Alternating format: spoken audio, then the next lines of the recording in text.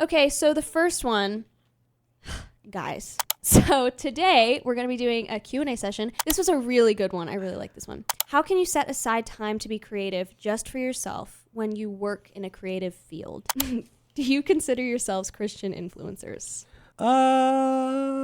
This is a heavy question. Are you ready for it? Okay, yeah. That's some stuff about America that needs to change.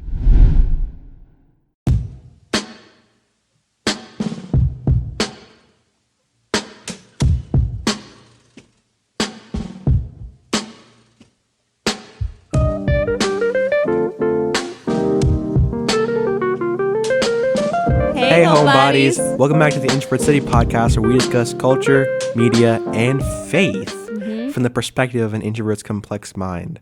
I'm Seth. And I'm Carina. We'll just jump right into it today, I guess. We're doing a Q&A today. Q&A, question and answer. Q&A today. And before we jump into all that, I just kind of also wanted to give an overview of who we are and what this podcast is centered around for those that are new.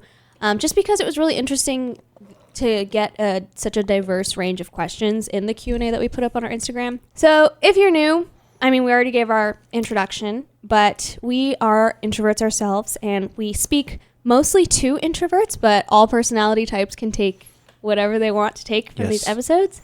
And sometimes we talk about faith, sometimes we talk about theology and philosophy and the deeper questions of life. Sometimes we talk about ourselves and our journey and all the things we've been through and our experiences and our opinions. We are just a wide variety of diverse topics, and we want to have the space to do that and to encourage other introverts to also create spaces for their thoughts, because we know that introverts are like, there's a lot going on in here. Mm-hmm. Like, I don't know. Not a lot coming out of here. I know for me, growing up, being shy, it's like I always had thoughts inside. I always had inner dialogue, and I always wanted to execute it in some way. But you're not always in the space to do that. So we're encouraging everyone to do what you want to do what you love as an introvert, because you shouldn't have to do what an extrovert does to be able to do that. Yes, homebodies. Do you have anything to add, Seth? Nah. Okay. Let's get into it. Please subscribe if you haven't already, guys. Please. We are really, really trying to build this on YouTube, and we love y'all. And keep streaming. Yes, Season join 3. the homebodies, please. Yeah, and follow us on socials. Okay, cool. So today we're going to be doing a Q&A session. I believe the last one we did was about a year ago, and it was not even a Q&A. It was like hot takes from our viewers. Do you remember that? Yeah. That was a fun episode. That was fun. It's always fun when people are interactive with us and we remember like, oh yeah, this is just a community. It's not just the two of us having this conversation. So I have a couple that I pulled from that Q&A. I think we're going to try to get through as many as we can, but I also want us to take time to give our fullest answers. Yes. So, you ready to start? I think Seth doesn't know what most of these are. I'm going to spring them on him. Okay, so the first one, guys. Okay. Have you guys ever gone through a rough spot or almost broken up?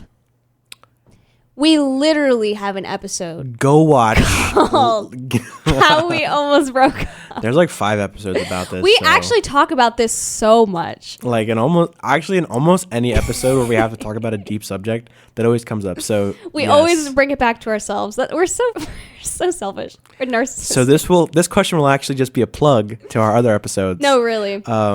I think we did an episode like we did a few weeks ago. A main one where the episode was entirely that subject. It's called Challenge Your Relationship, How We Almost Broke Up. We also have 2 parts called How We Met. Yes. Back in season 1. There's another episode, I think, but it's somewhere. To keep it very brief, yes, and that is to be expected. We've been together almost 4 years, and we've gone through a lot of changes, but it's really cool. And I think the reason we talk about it so much is because those changes have played such a huge part in our story and have honestly contributed a ton to our personalities now and to the people that we are now. And it's a really cool testimony to talk about it and to come back from it and to say, yeah, we're still together. And we don't always encourage that. Sometimes you do have to break up, especially when you start dating young, but we stay together. So go watch those episodes. Yeah. Yeah. Okay. This was a really good one. I really like this one. how can you set aside time to be creative just for yourself when you work in a creative field? I think you can probably speak more to this than me, just because I don't actually work in a creative field yet. Like, kind of do. But that's the goal, though. Yeah, that's the goal. Yeah, and I think both of us can relate to this in the sense that you just get so burnt out sometimes. And we also, like, even if you're not working in marketing, which is what you eventually want to do, this podcast still is a job. And so I think when we tie it into the podcast, some weeks, actually most weeks lately, we've just been like, I don't know what to say, or I feel like I have to force this creativity to arise, and it's not there, and I'm pulling from nothing. Yeah. That is such a hard feeling, because you start to blame yourself, and you're like, am I even making a difference? Is what I'm doing actually impacting the world in the way that I want to? And do I even have enough energy to continue on making that difference? Yeah.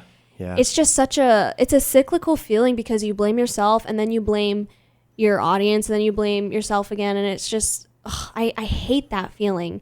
And you're going to experience that if you go into a creative field, whether that's writing, social media, other artistic fields that I can't think of. and I think from the adverse side of that, for me, I don't work in a necessarily creative field. I do work in a cool field that I think I get to do some pretty creative stuff with, but not creative in that regard.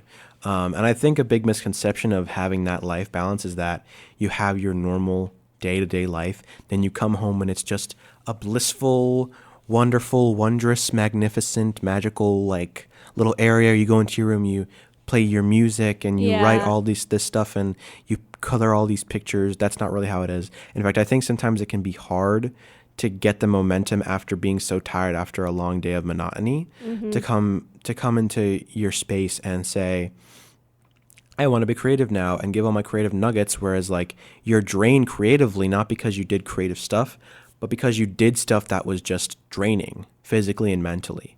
So now it's like, do I even want to? Because now, if I play my instruments, I have to unzip my guitar bag. I have to find my pick. I have to plug in my amp. I have to plug in my piano. I have to, tune my guitar if I bring it out and it's not tuned. If I want to do this on my computer, I got to log in and go here and go to this site and then do this. And it gets in the way, and you're like, do I want to do all this? Like, do I want to do like 15 minutes of setup?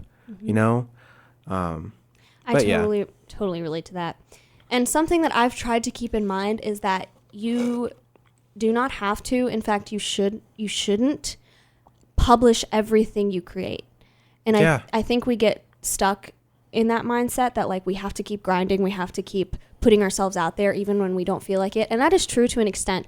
But, for example, I've had a really rigorous summer, and I feel like I was sort of reflecting and feeling like I've been losing the part of myself that just loves to write just freely. Journaling, poetry, spoken word, like short stories. All of that stuff is stuff that I used to do for hours on end when I was young. And I just feel like it's starting to slip away now. But I also don't think that's necessarily true. I just think it's because I felt like everything I've done has to be published, or else it doesn't mean anything. And so even last night, like, I was exhausted, but I just felt this urge to pick up my notebook again after a couple months. And I actually wrote a poem last night, and it's not good. I reread it this morning. I will never publish it. But that's how it be sometime at night. You be writing stuff and you're like, oh, this is really good stuff. No, I was really feeling it last night. Like, I had a candle lit and everything. And I woke up today and I just realized that feeling of being connected to my creation and my words is such a beautiful feeling, and is so worshipful too. And it does not have to be published. In fact, it should never be published, because that will look really bad on me, because it's a bad poem. But it's the fact of continuing that practice of yours and making sure that you don't lose that creative spark, because it's a part of you and it's what you love to do. And ultimately, it builds you up for the stuff that you will publish. No, yeah. Yeah, for sure. Yeah. Yeah. That's a great question, though. Okay. Do you consider yourselves Christian influencers? This is a complex question. I feel like it shouldn't be. It's... No.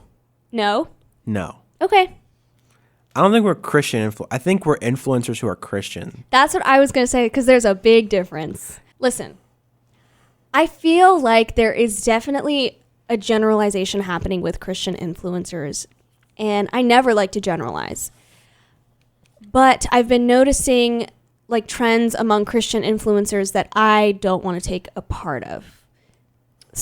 For instance, that might look like setting yourself up during your prayer quiet time to record it, to create content out of that. Oh, yeah. And that's just something that I feel convicted about, that I'm not necessarily a fan of, but I feel like that comes with the label of Christian influencing. Yeah, for and sure. So I don't have a problem with people doing it. And honestly, Christian influencers are making a huge difference, especially in like the TikTok space, and Christian YouTube has always been a really big thing. But I just feel like that's not really our niche. Is it niche or niche? Niche. Okay. I would agree. Yeah. And I love, honestly, that we have the freedom to talk about our faith and to talk about theology and deep questions. We've had so many episodes just dedicated to theology, but we also have the freedom to talk about Reddit stories if we want to. No, yeah. Because we've done that. Yeah. Or our personal lives, or our opinions that are not related to our faith. And we can mix them and we can embody them, because those are all of the parts of our personality. So I think actually in our introductory Instagram post, we had written like, we are a couple, but this is not a couples podcast. We are Christians, but this is not a Christian podcast exclusively. I also just think that like, yeah, you could say that part of it is that this is a Christian, that we kind of have a miniature ministry.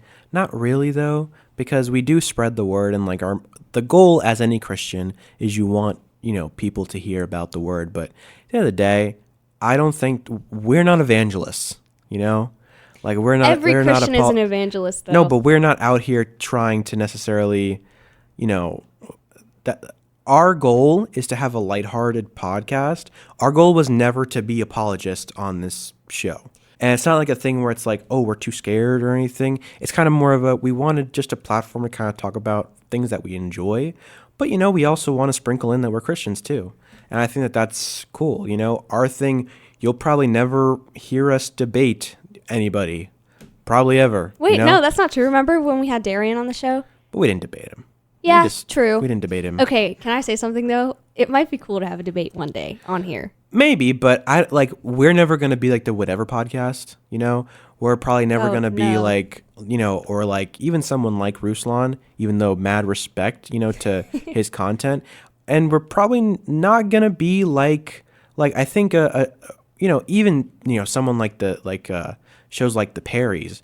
I don't think our main goal is to necessarily be the biggest advice givers or, the biggest apologist or debaters out there. I think our goal is to have a good, lighthearted conversation. Just about fun, social stuff, That's true. I will push back though and say I would say most of our content actually isn't lighthearted. Like especially season 3 has been chock full of a lot of heavier topics. But I see what you're saying. It's like lighthearted though doesn't necessarily just mean that we only talk about fun stuff. I don't think that we ever get into a scenario where people feel overly uncomfortable by what we're saying. You might feel uncomfortable by a story maybe a guest says or by a topic we bring up, but I don't think that anything we're going to say is going to really offend anyone. Yeah, that's the goal. Yeah. That's the hope. And honestly, creating a target audience for this show, which is something every little business has to do, is really challenging, I think, because we're like, yeah, we're introverts, but we want to platform all types of personalities. And yeah, we're Christians, but we want to showcase all types of walks of life and experiences. And we've just had such a diverse range of guests and topics that it's just like, who would want to listen? We're creating stuff that we would want to listen to, but we are very specific personality types. So it's like, are we only targeting people like us? It's a very interesting thing to think about, because I feel like anyone could listen to our show. No, yeah. And that's a fun thing too, because a lot of the times most of our topics don't necessarily range from worldly stuff or Christian stuff. It's usually just stuff that we're thinking about that we're like, that'd be a fun conversation to have. And then we have the conversation on the show, So I would say it's a lot more observational and a lot more from the perspective of an introvert's mind rather than being any type of way. But we definitely are Christians, and that will never be lost in our conversations nor in our plans for our show. So that's a great way to put it. If you don't like that, stop listening.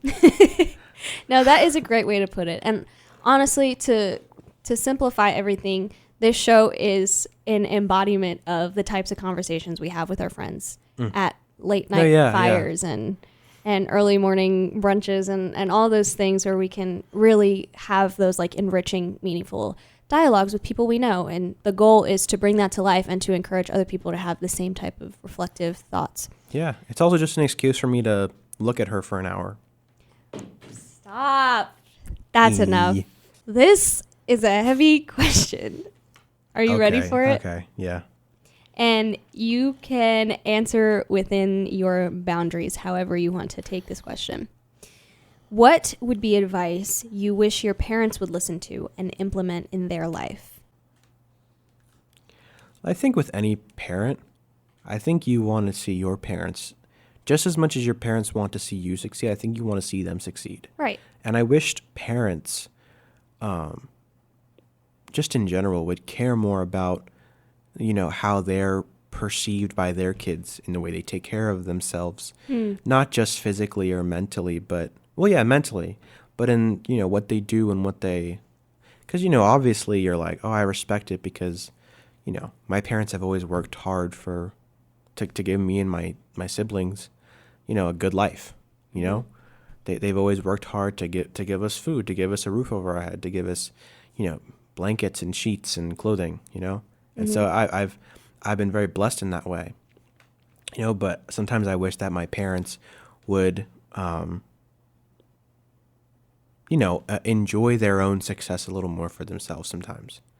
That's a great answer. And obviously we're not parents, so we don't know what it's like. Yeah, for sure. To raise a family and I feel like what tends to happen on a larger scale, I'm not talking about our individual parents, is that parents tend to find their success in their kids' successes, Yeah, no, yeah. And it's not even a thing where like, oh, they're living vicariously through their kids. That's not what it is. It's like you get so excited about the accomplishments of your kids that you forget to look at your own really cool successes and experiences. Or like your kid gets married and you feel like you got married too, Do you know what I mean? Oh, that's a whole different conversation. But not in a bad way. Do you mean like the mother-in-law wearing white to the wedding? No. Okay, I didn't know where you were going.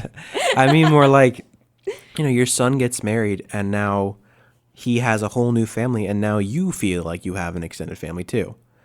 So it's almost like you find happiness in what they do just as much as they find happiness in what they're doing. But that's a good thing though. Yeah, I think that's good. The critique is, if I'm understanding you, is that they should also find success in their own life as well, in addition to their kids' life. Appreciate their own successes, Yeah. I think I would say that.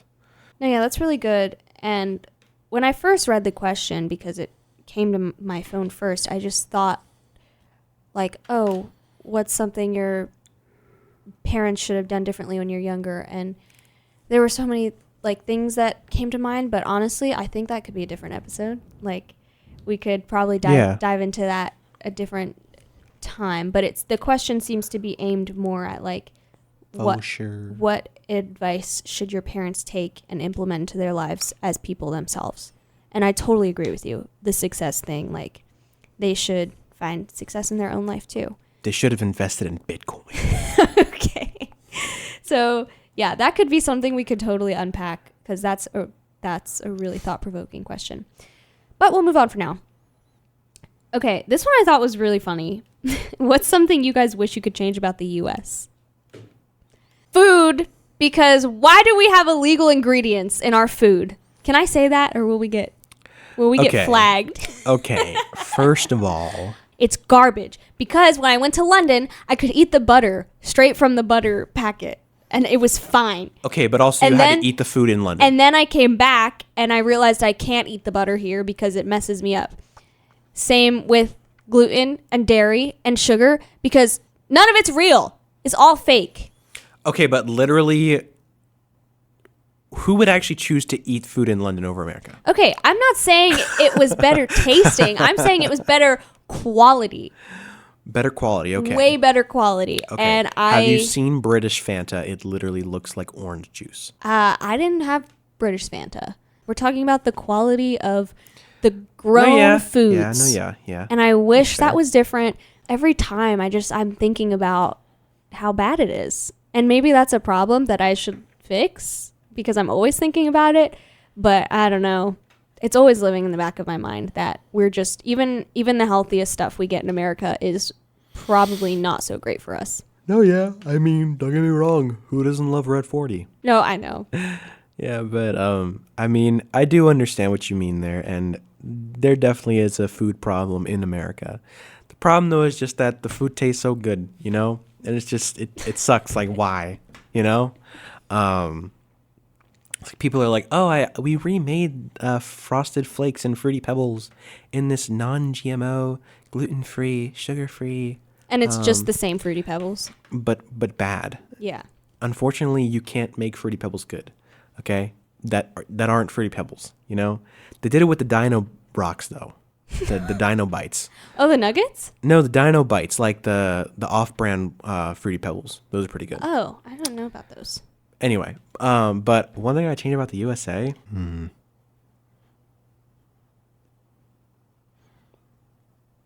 I would change beach culture in the US. That's a really interesting answer. Like, okay, beaches are fun, right? But most beaches got tetanus in every corner of the beach straight up. Okay, you can't go to a single beach. Like, be for real. Be for real for a second. Oh my gosh. Name the last time you went to a beach and people actually used the trash cans. Can I just say, I think it's so funny that you breathed your deepest breath for like 30 seconds and then you said beach culture. But think about it. Like, you go to the beach and like you get the beach vibe when you're actually like in the water on the beach. But once you step off, why would you actually choose to be on the beach? To tan, to read, to listen to music, to listen to ASMR. Tan. While someone is listening to ASMR and then someone is out loud in a speaker listening to rap, the person next to you is listening to like pop music, the other person is watching like a Jubilee Middle Ground video, then someone's playing guitar, and then someone else is playing volleyball, and they're all surrounding you because there's no space because every cute little beach where there's so much space eventually gets taken over because once people hear, everyone and their mama shows up to that beach. I think you're talking about a very specific type of beach culture. You're talking about the Jersey Shore versus like a nice little private Florida beach. I think there's a big difference. Yeah, but every private beach eventually it's inevitable. They all just become open. No, and people ruin them. If you go on a Saturday at 11 a.m., yeah, you're going to run into that.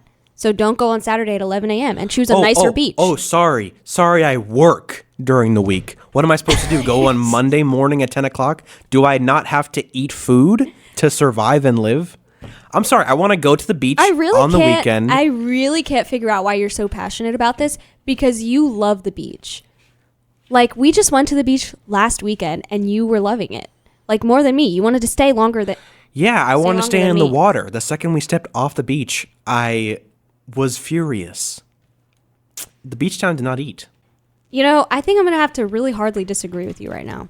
Okay. Also, the restaurants are expensive, so... That is true. Money, inflation. Oh my gosh. We went to Ben & Jerry's and... For a small ice cream, guys, it was like $11. For real. I'm not even joking you. I mean, the ice cream was good, but it wasn't that good. Yeah. Anyway. There's actually so much more I could say on this topic because I was thinking about it this week about the U.S. and things that I would change. But that could also be another episode because I could go into like just... I'm not even going to start because I know we're already at like 25 minutes and I'm going to keep yapping. Four-way stop signs. What's up with that? No, put a light there. Those are fine. Four-way stop signs, no. Just put a light there. If it really is like that big of a four-way stop, just put a light there. And two-way stops on a main road is wild. How do you even do that? You're asking me to die. Yeah. You're asking me to die. I don't want to die. I'm 21. I got things to do. I want to have kids. I want to get married. I'm not trying to die now. That's some stuff about America that needs to change. Like, people are like, oh, are you proud to be an American? I mean, I'm an American. I wouldn't be proud to be necessarily any Wherever I was born, you know, I was born there. Good for me. This is so okay. This is the last one. This is a question we got in person that I wanted to add to the list. No, yeah, but I'm happy that I live in America. I know I have a lot of freedom, and I don't want to take any of that for granted, and I understand that. Yeah. No, of course. But same. We're just having fun. Yeah, guys, don't be canceling us before we even blow up. That's not fair. Okay. Do you associate colors with school subjects and numbers with days of the week? Yes. Numbers with days of the week. I mean, numbers with days of the week. Like how 9 is Thursday. 9 is Thursday? Yeah. No. I mean, I guess like there are like special dates, like, you know, I don't know, like the 21st of September. Numbers being associated with days of the week. Like when I think of this number, it reminds me of that day of the week. Like it's the same vibe. Do you understand what I'm saying? I saw one that was like 5 times 5 is Friday and 3 times 7 is Thursday or something like that. I don't get the numbers thing. Okay, that's fine. The school subjects with colors I get, that I understand. Like how English is red and math is blue, science is green. The thing though is that there's the debate, but in school I never had a math folder that was any other color besides red. No, so it's not that's so wrong. So it's not like I see it as that's just how it actually was. Like math was red. That's how it was. Okay. But like geometry was like green. No, science is like, green. Stuff like that was green, you know? Who had a geography folder? That's crazy. Anyway. What even was this episode? I mean, I would say though that for sure, like yellow would be like English. What? I think yellow would be That's English. crazy. I'm sorry. Nobody agrees with you on that one. I think blue is science. I think red is math. And I think green is green would probably be social studies. You are upsetting me because orange is social studies. What? Orange? Yes. I thought this was just like the normal colors. Math plus green. English, science, and social studies were the 4 subjects you had as elementary school kid, right? So math is blue. First of all. No, it's red. English is red. Science is green. And social studies is orange. And that's that. And then, did I say yellow already? Yellow was like Spanish or something. You know? Why would orange be a special color? It's like, it's red, green, blue, and yellow. It's the primary colors plus green. Okay, I think we should wrap it up. Okay. Thanks for listening, guys. And thanks for sending in your questions. I hope this episode helped you to get to know us better. You can find me at its_DANEYL. And me at Carina_B04. And please follow us on Instagram, Facebook, and TikTok at _introvert_city or at the introvert city. And I was going to say something. Subscribe, obviously. Subscribe, like, and turn on Subscribe, the bell. like, turn on bell. Please comment and also leave a review on our podcast and download and save it. Everything we do is for y'all. And send it to 3 friends or else there'll be a monster under your bed tonight. Okay, goodbye, homebodies. Goodbye, homebody.